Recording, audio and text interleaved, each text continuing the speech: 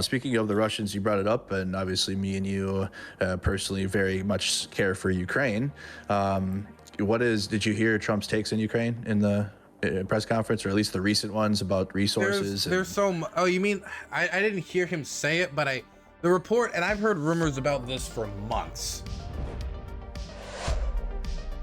I said this shortly after Trump got elected, and I said this even before Trump got elected, but I said that in order for Zelensky, in the worst case scenario where Trump gets elected, now he's elected, so now we're in that scenario, he has to find a way to make a deal that Trump will find either beneficial personally to him, or he feels like he can go back and like tout as a victory for his country, which also extends to him, but also, reflects well on his legacy, etc.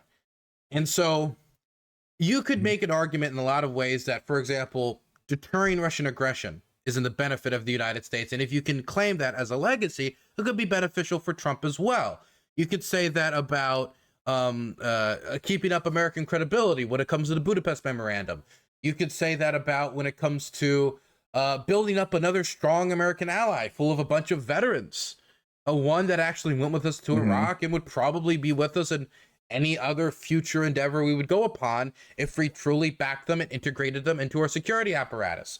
A ton of testing. There's a bunch of reasons you could already say it is of benefit to the United States, but apparently none of those have been convincing enough for them to approve any more aid packages, because since Trump has won the White House and his 24-hour peace deal did not manifest, and it turned out to be a crock of shit like we always do from the start.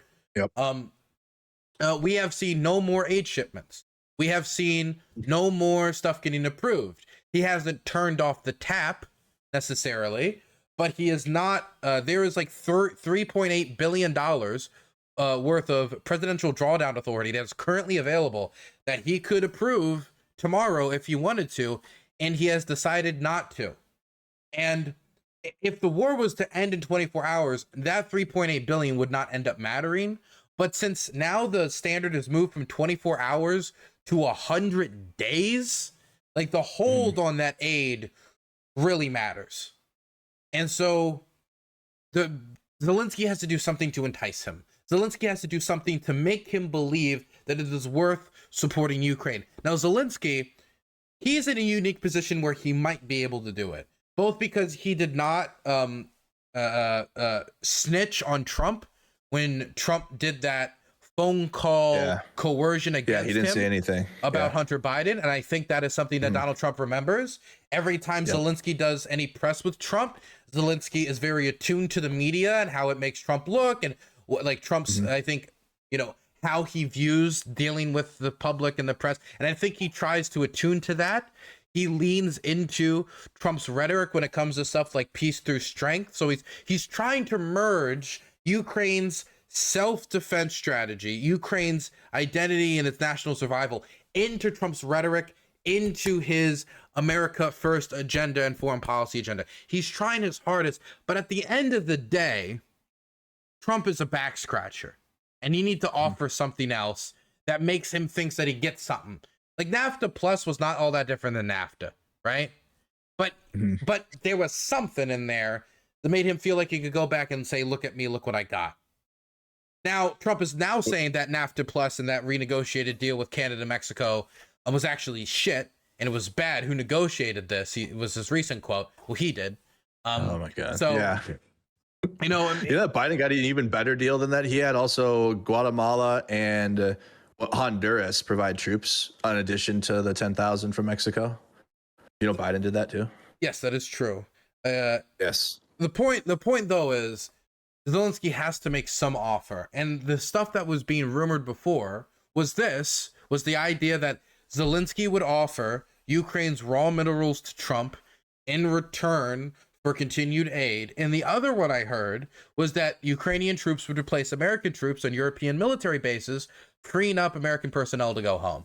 But if Trump's in the same sentence, like, we need to bring the boys home, but also let's send the boys over to Israel to clean up IEDs and, guard, these Palestinian grandmas from returning to their homes. I don't know.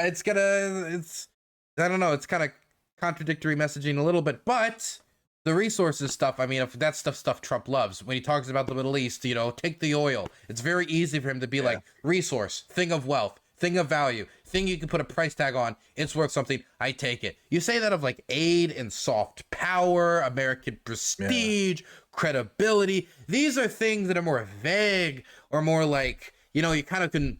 You can see the outline of them, but you can't like put a value There's tag no material on it. there. Yeah, there's no material. nothing you can grab onto. You can't plaster it in gold. So what's it worth? Right.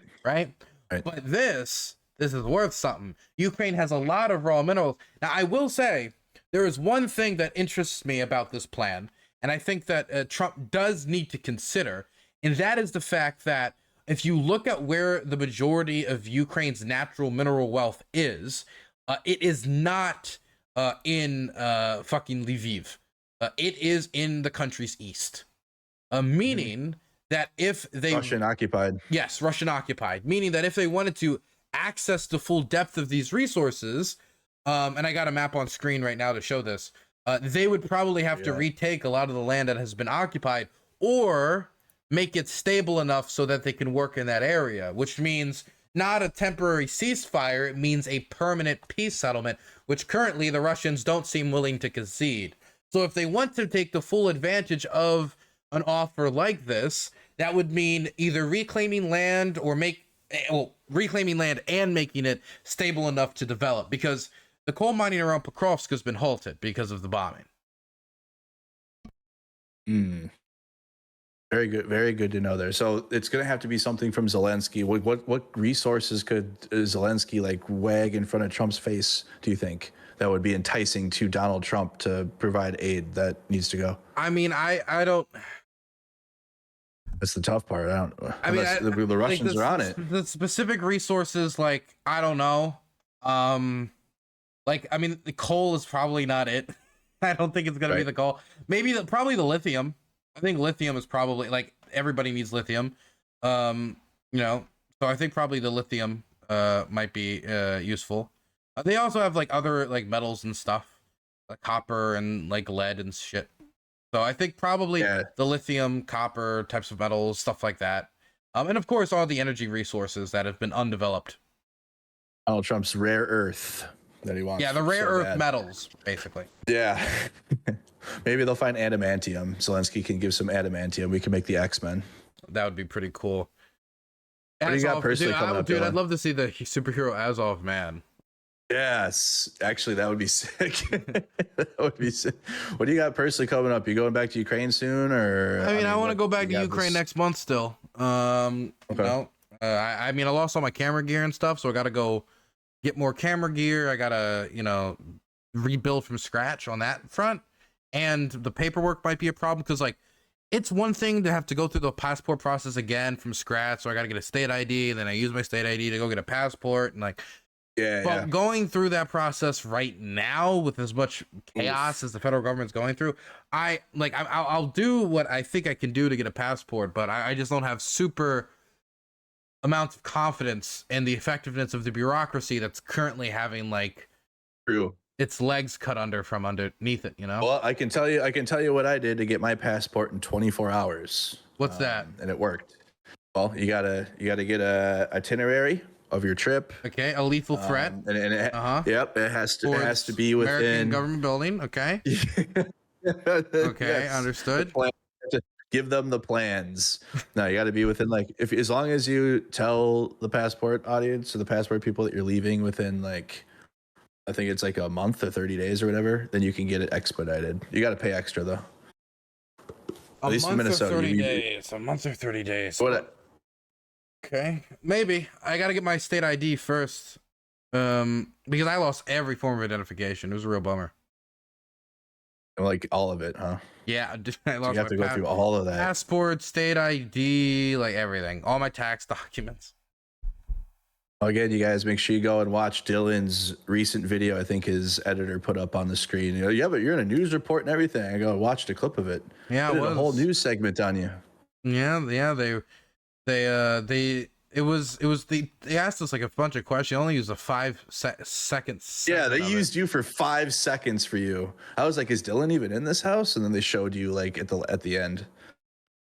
Yeah, it was strange. They were asking us questions like, "What's the silver lining?" I was like, "What the fuck you mean silver lining? My house burned down. Like what? The silver lining is you get to ask me these dumbass questions." Good night. Did they do a good job at least though with the report? Did they tell the truth? I mean, mostly. Like it's not the Mostly. family's e-bike. It's like there is somebody who was visiting had an e-bike. And like one of the people was like the family, and they show a picture of people on the porch. One of those people is not my family member. That's like a neighbor, and they're like filming them as if they're my family. That was kind of weird too. Oh, what the hell? But besides that, yeah, it was. Lazy local news. Well, again, you guys, make sure you go support Dylan. Watch his video. He's going back to Ukraine. You said you're going back next month, and that is March. Yeah, I plan. How long to go are you back staying? in March. How long? Man, I'm probably a while. At least Yeah, that's the plan. I would too. Just stay there for the foreseeable future. Stay there for a bit. It's gonna take like over a year for the house to be rebuilt, probably. Yeah. Okay, so you'll be there for a minute. I want to get back to Ukraine one more time. I'm going to the Action Summit in April, so that's why I was asking if you're going to be around for that. Okay, April. I should Go back be to around Congress. should be. Well, should I be in America in April? No, I won't. You say you want to go back one more time? You'll be and then you're tapping out. Yeah, I want to. No, like, well, just like this year. I mean, this is a chaotic year for the U.S.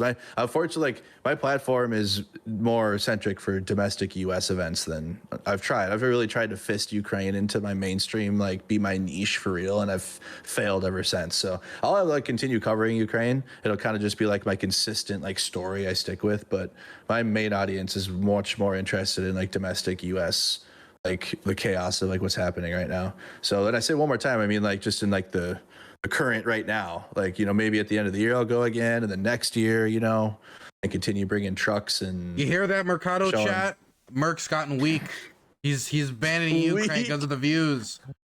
Oh my God. Can you believe that? I can't even afford. No, I wish I could afford it. I can't like always, like, I also feel bad because I'm like, chat, I can't, like, we got to do like a little mini fundraiser to like, so I can afford to travel. I get what you're saying. Like, it's like, I get what you're saying though. I mean, it is expensive. It's a lot more effort for not generally a lot of viewership reward. You know, when you go and you film these like reports and you go over there to do stuff, and it's a lot cheaper and easier just to lay back and like record a video saying, oh, here.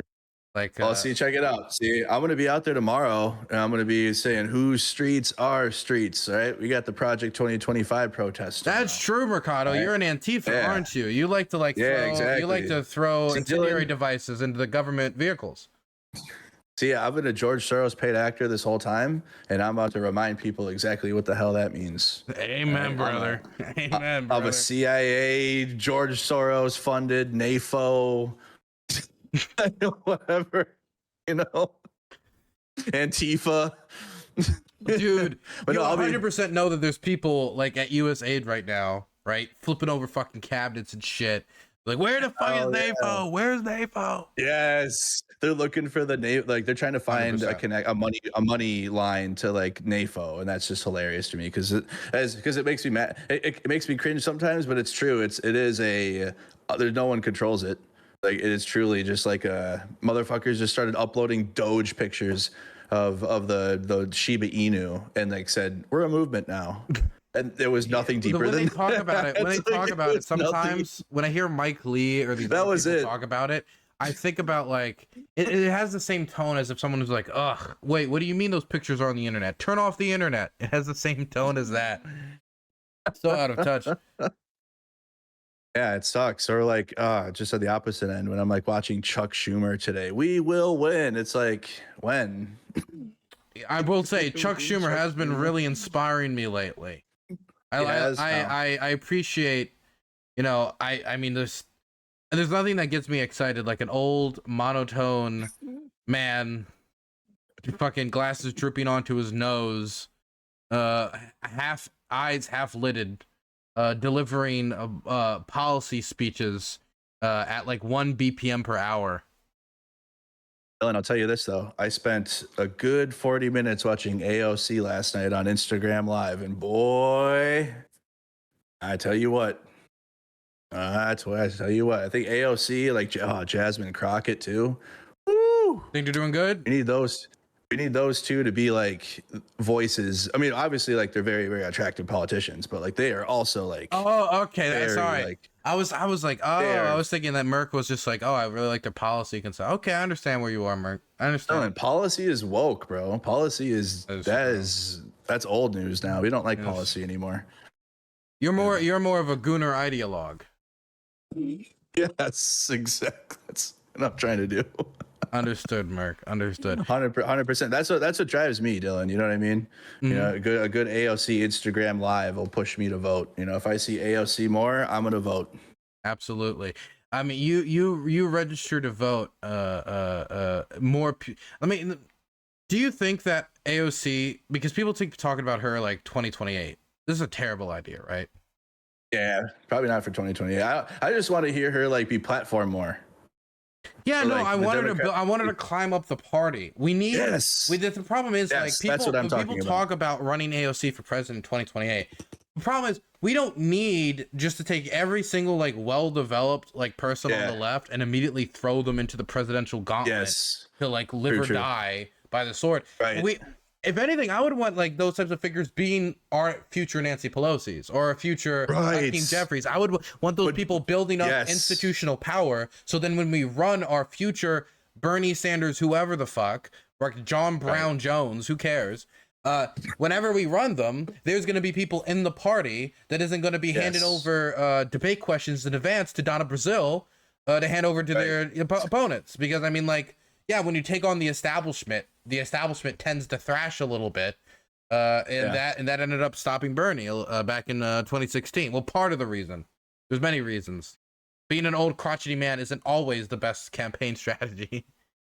Exactly. That's why I specifically brought up Chuck Schumer, because like I'm tired of seeing him, and I'd rather have someone like AOC or Crockett, or at least someone, or Jamie Raskin. Jamie Raskin, I think, does a great job too, or Moskovitz, somebody that's like a little bit more like in the time and is like responding to the times. It isn't just like we will win. Like you need people who know their way around a microphone. You need you need somebody who knows how to look at the audience in the eye and be like, "Can you believe what this fucker's saying? Come on, this is America." You need one of those. You need somebody who can give the camera the side eye. And Chuck Schumer is not that person. Chuck Schumer is the person who's gonna go up there and monotonely like.